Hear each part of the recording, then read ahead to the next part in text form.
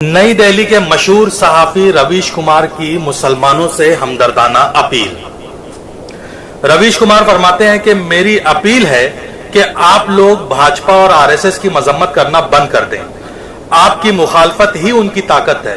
वैसे भी जम्मू कश्मीर को छोड़कर ना तो तुम्हें कहीं का वजीर आला बनना है और ना ही वजीर आजम। जिनको हुकूमत लेनी है वो अपने आप आरएसएस और भाजपा की काट पैदा कर लेंगे।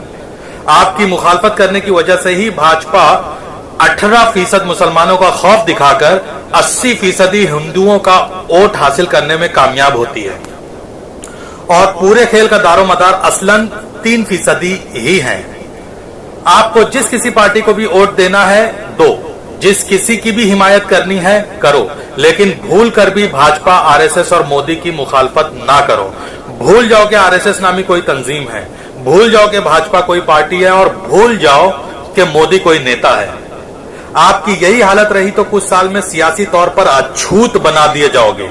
फिर ना तो आपको कांग्रेस पूछेगी, ना भाजपा और ना सपा।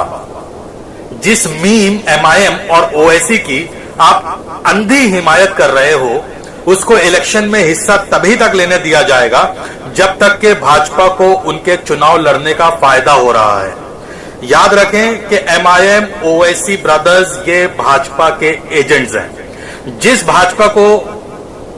दिन भाजपा को लगेगा कि अब उनके चुनाव लड़ने से उसे नुकसान हो रहा है, उसी दिन मीम पर पाबंदी लगा दी जाएगी, जैसा कि पहले 30-40 साल तक पाबंदी लगी थी।